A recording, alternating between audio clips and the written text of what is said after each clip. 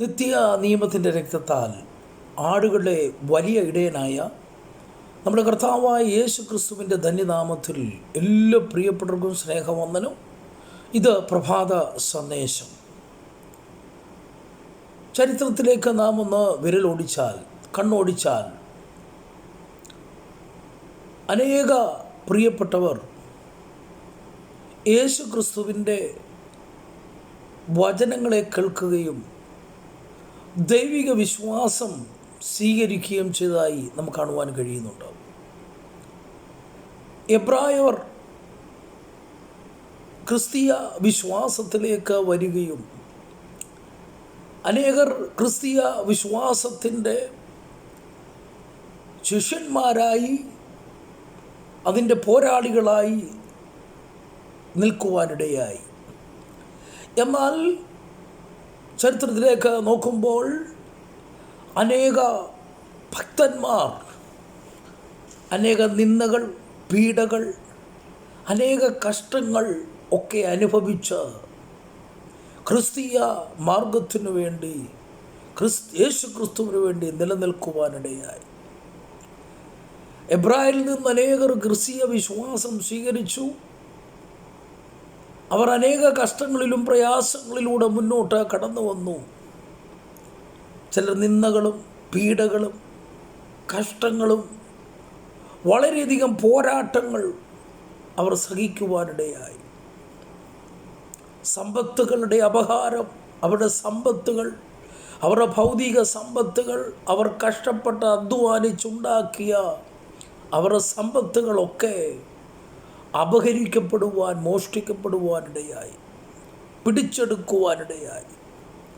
എന്നാൽ ഇങ്ങനെയുള്ള ഈ ഭക്തന്മാരെ ദൈവിക വിശ്വാസത്തിൽ ഉറപ്പിച്ചു നിർത്തുവാൻ വേണ്ടി പൗലോസ്ലീഹ താൻ എഴുതിയ ലേഖനം, ഇബ്രായ ലേഖനം നാം പഠിക്കുമ്പോൾ അവരെ ദൈവവചനത്തിലും പ്രത്യാശയിലും ഉറപ്പിക്കാൻ നമുക്ക് കാണുവാൻ കഴിയുന്നു.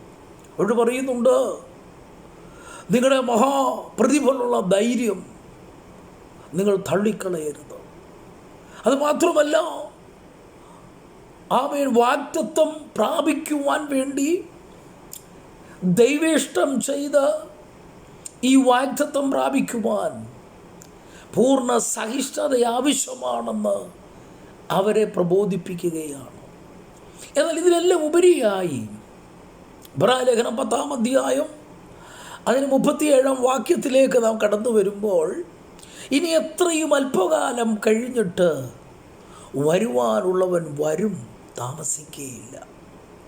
അവരെ ദൈവിക വചനത്തിലും ദൈവിക പ്രത്യാശയിലും അവർക്ക് ലഭിക്കാൻ പോകുന്ന ദൈവിക വാഗ്ദത്തങ്ങളും അനുഗ്രഹങ്ങളും അവരെ ഓർപ്പിച്ചുകൊണ്ട് അവർ ഒരു കാര്യം പറയുവാൻ, സൂചിപ്പിക്കുവാൻ ആഗ്രഹിക്കുന്നത്, നിങ്ങൾ വിശ്വസിച്ച, നിങ്ങൾ ഏറ്റെടുത്ത, നിങ്ങൾ അനുസരിച്ച, നിങ്ങൾ നിൽക്കുന്ന, നിങ്ങൾ പടവെട്ടി മുന്നോട്ട് പോകുന്ന, നിങ്ങൾ നല്ല ജീവിതം നയിക്കുന്ന നിങ്ങളുടെ രക്ഷകനും കർത്താവുമായ യേശു ക്രിസ്തു എത്രയും അല്പകാലം കഴിഞ്ഞിട്ട് വരും, നിശ്ചയമാണ്, താമസിക്കുകയില്ല എന്ന് അവരെ പ്രബോധിപ്പിക്കുകയാണ്.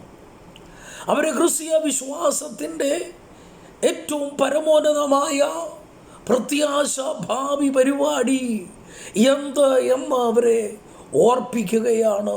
അത് മറ്റൊന്നുമല്ല, നമ്മുടെ പ്രത്യാശ പുരുഷനായ രക്ഷകനായ കർത്താവായ യേശു ക്രിസ്തു, അവൻ അല്പകാലം കഴിഞ്ഞിട്ട്, ചിരകാലം കഴിഞ്ഞിട്ട് അവൻ വരും എന്ന് അവരെ പ്രബോധിപ്പിക്കുകയാണ്.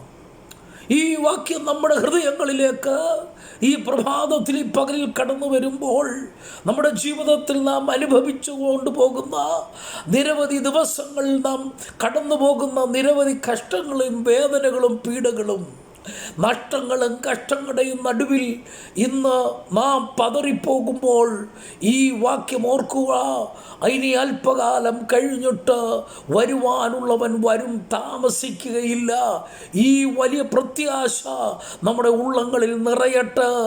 ദൈവം നമ്മളെ എല്ലാവരെയും അനുഗ്രഹിക്കുമാർ.